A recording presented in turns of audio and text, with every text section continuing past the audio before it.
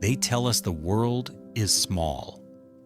They say that in the age of satellites and fiber optics, every X has been marked on the map. We've grown used to the idea that discovery is a thing of the past, a relic of wooden ships and compasses. But what if I told you the map is a lie? Beyond the tourist trails and the 5G signals lies a secret geography. It's a place where gravity feels like a suggestion, where water flows in colors that shouldn't exist, and where silence is so loud it echoes with the stories of ancestors. Today we aren't just sightseeing. We are embarking into the planet's final sanctuaries. We are going to find the places that remind us what it feels like to be truly small and truly alive.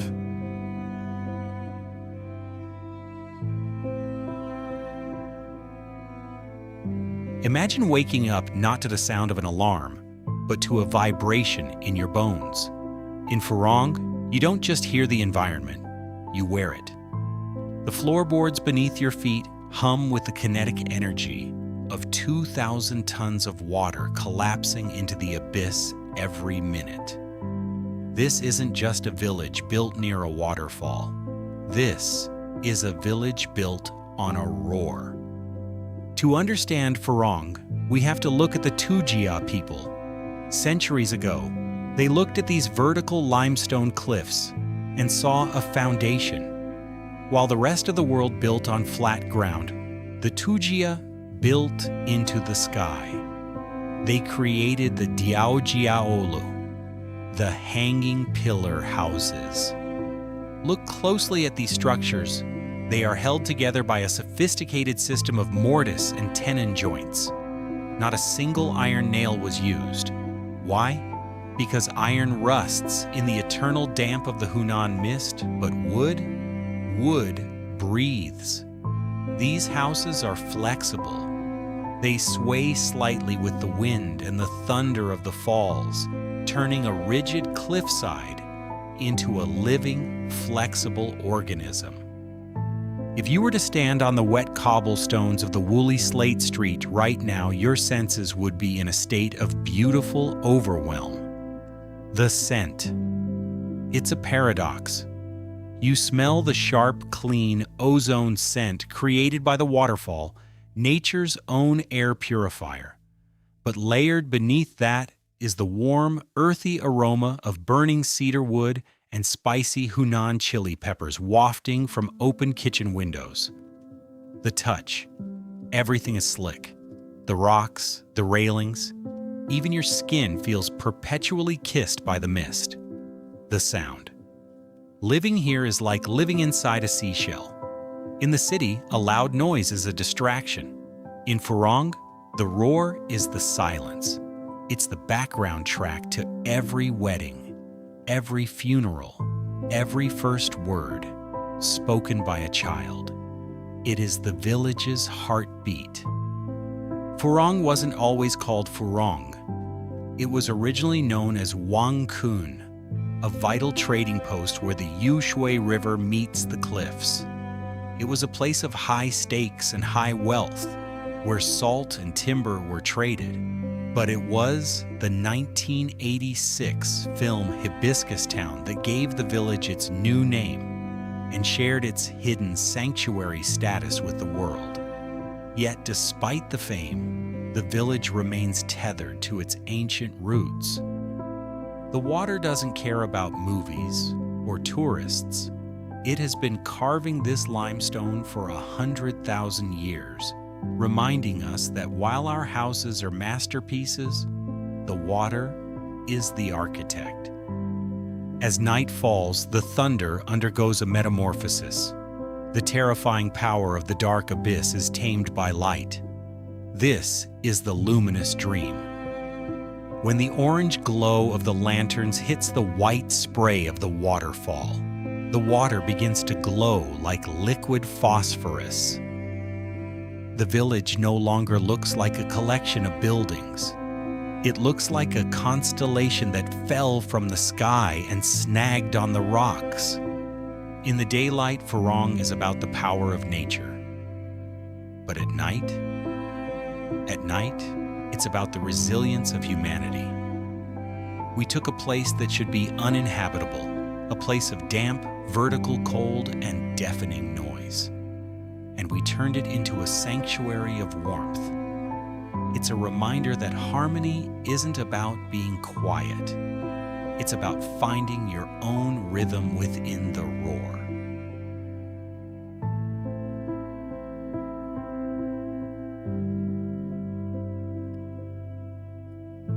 Most people travel to southern Spain for the rhythm of flamenco or the quiet shade of olive groves. But in the heart of Andalusia, the earth decides to stop being polite. Without warning, the plateau simply splits. This is the El Tajo Gorge, a sheer limestone wound carved by the Guadalquivir River over millions of years. And on the very lips of this wound sits Ronda. If Furong is a village that learned to dance with water, Ronda is a city that learned to stare down the abyss without blinking. Ronda is a city with a split personality, separated by 100 meters of empty air. On one side lies La Ciudad, the old Moorish quarter. It's a labyrinth of soul and stone, where the streets are so narrow that neighbors can almost touch hands across them. On the other side is El Mercadillo, the new town that rose during the 18th century. For centuries, these two halves of the same soul looked at each other across the canyon, disconnected by the sheer impossibility of the geography. Then came the Puente Nuevo, the new bridge, but the name is a bit of a lie. It took 42 years to build, finishing in 1793. This isn't just a bridge, it's a vertical feat of human ego. The architect, José Martín de Aldehuela, didn't just want to connect two pieces of land. He wanted to conquer the void. Inside the bridge, above the central arch, there is a hidden room. Over the centuries, it has served as a prison, a torture chamber, and a lookout point. During the Spanish Civil War, it was a place of unspeakable endings. Today, it stands as a museum, a reminder that in Ronda, beauty and tragedy have always shared the same stone. Have you ever felt that magnetic pull when standing on a high balcony? That strange, somersaulting feeling in your stomach? In Ronda, that vertigo is the local currency. In the center of town, you don't hear the river. You hear the wind whistling through the echo chamber of the gorge. It's a low, haunting hum that sounds like the mountain itself is breathing. Look out from the Mirador de Ronda. You'll see the white villages in the distance, but look down and you'll see the hawks. It is one of the few places on Earth where you look down to see the tops of birds' wings as they hunt in the shadows of the canyon. As the sun begins to dip, the Great Divide does something magical. The limestone of the Tajo Gorge is porous and pale. It acts like a giant cinema screen. The light turns the stone into gold. The hanging houses, the casas colgadas, seem to lose their weight. For a few minutes every evening, the bridge doesn't look like it's made of heavy rock. It looks like a golden thread stitched into the sky. Standing here, you realize that humans have a strange obsession with the edge. We don't just admire the view, we build our bedrooms right on top of it. Why? Because perhaps, when you live on the edge of a 300-foot drop, you appreciate the solid ground just a little bit more. Ronda teaches us that resilience isn't just about surviving the crack in the earth. It's about building a bridge over it and calling it home.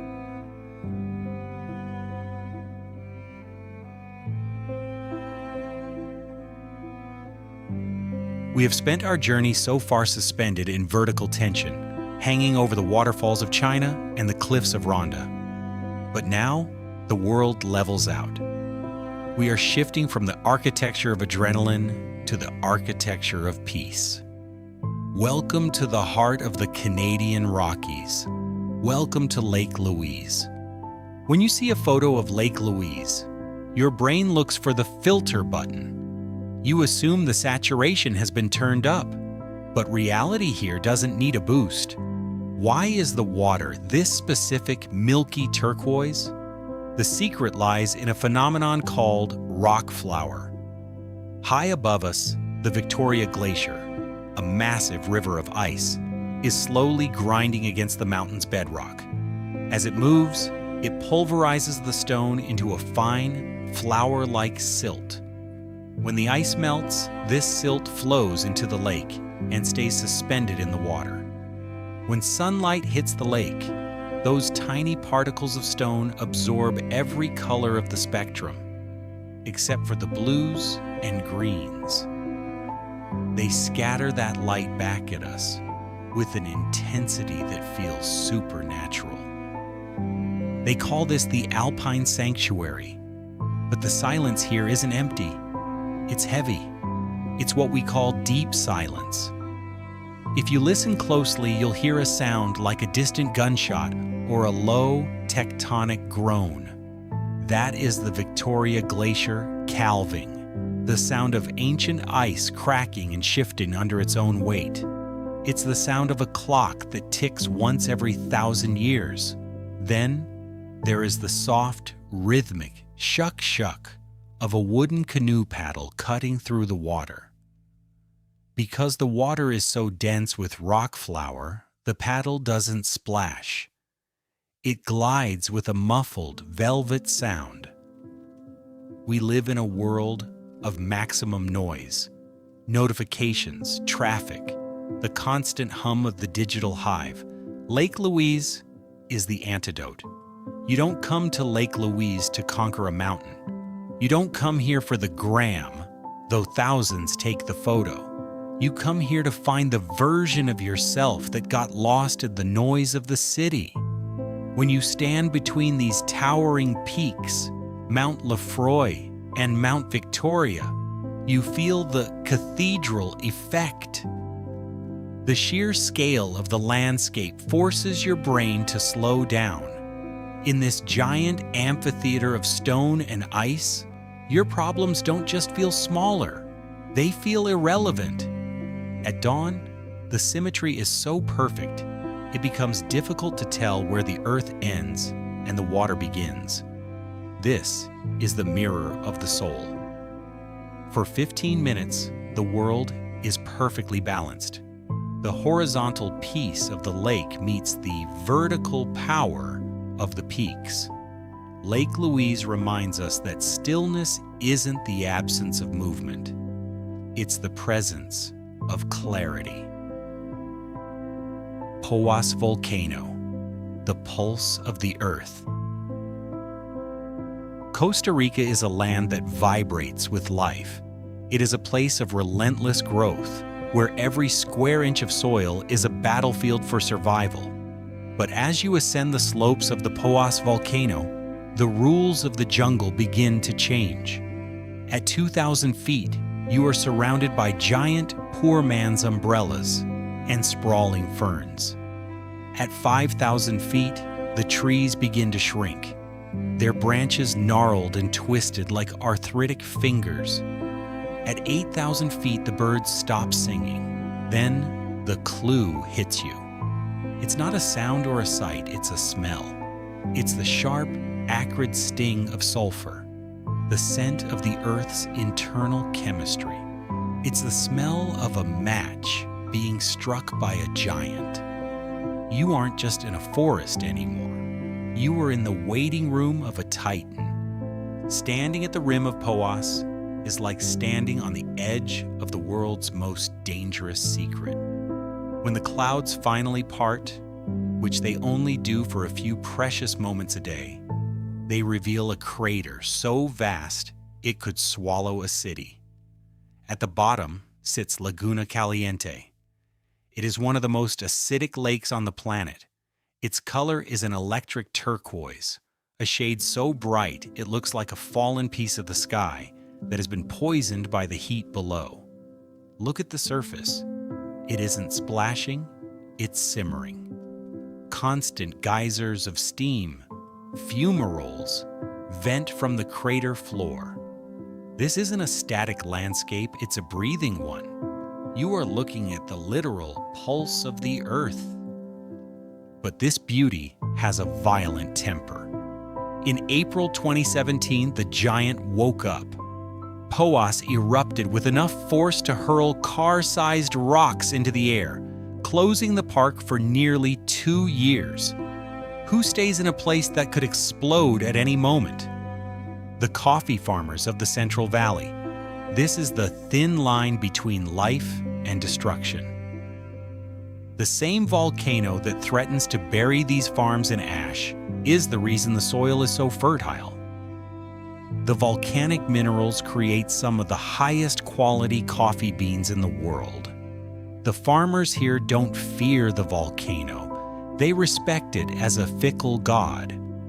They live in the shadow of the pulse, knowing that the same energy that creates the richness of their lives could, one day, take it all back. Stand perfectly still on the observation deck.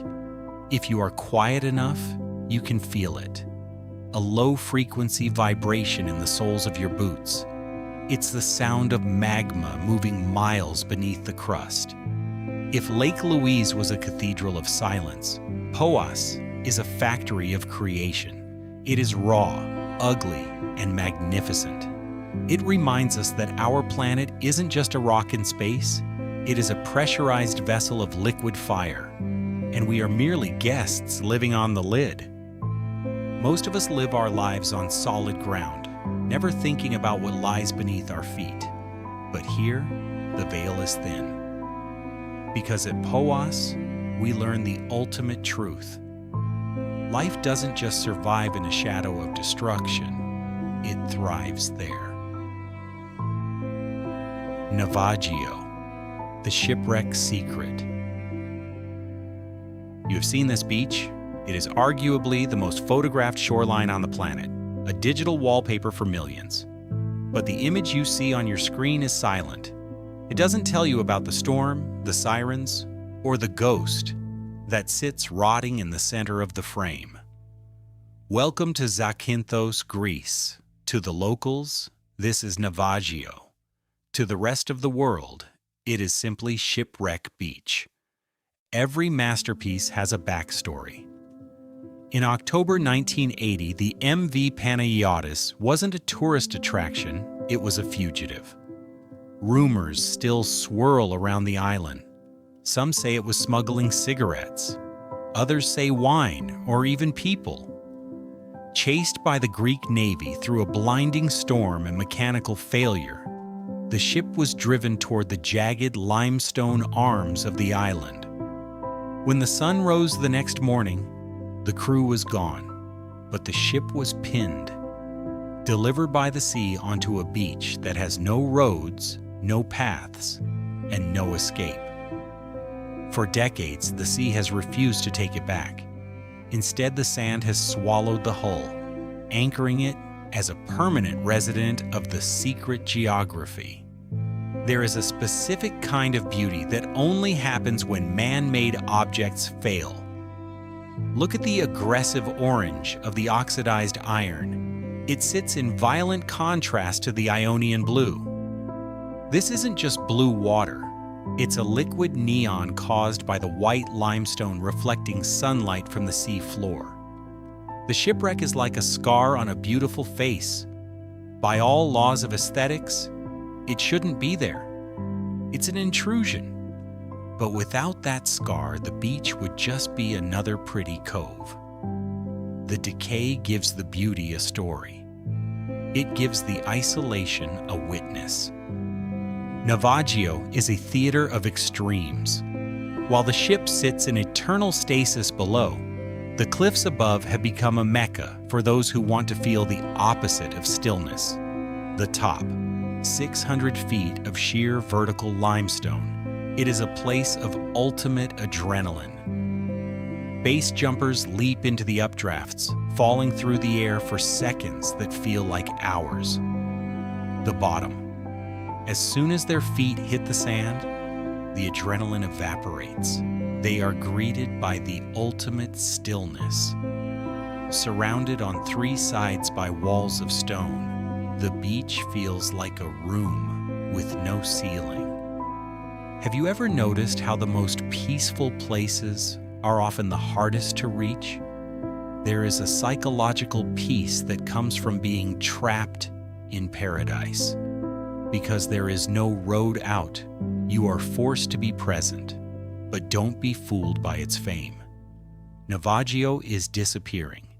Between the salt air and the shifting sands, the Panagiotis is being eaten. Every winter storm claims a few more inches of the hull. Experts predict that within our lifetime, the ship will finally be consumed by the beach, leaving nothing but white sand and blue water once again. We are capturing the secret geography before the secret is kept forever. It's a reminder that even the most iconic landmarks are just temporary guests in nature's house. If you were stranded on this beach tonight, with only the rusted skeleton of the Panagiotis for company, would you feel lonely? Or would you feel a strange sense of relief? We spend our lives trying to build things that last, careers, homes, legacies. But seeing how beautifully this ship has aged in its failure, does it make you rethink what success actually looks like?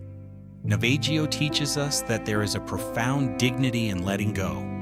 Sometimes the most beautiful thing you can do is simply arrive. Kang Chai and the Dolomites. As we move on our journey, we encounter a landscape that breaks the primary rule of wild geography. Usually, when humans touch nature, we diminish it. We flatten, we paved, we box. But in the remote highlands of Kang Chai, humanity didn't destroy the mountain. We perfected it. This is not a natural phenomenon. For over 500 years, the Hmong people have been engaged in a slow-motion dance with the earth.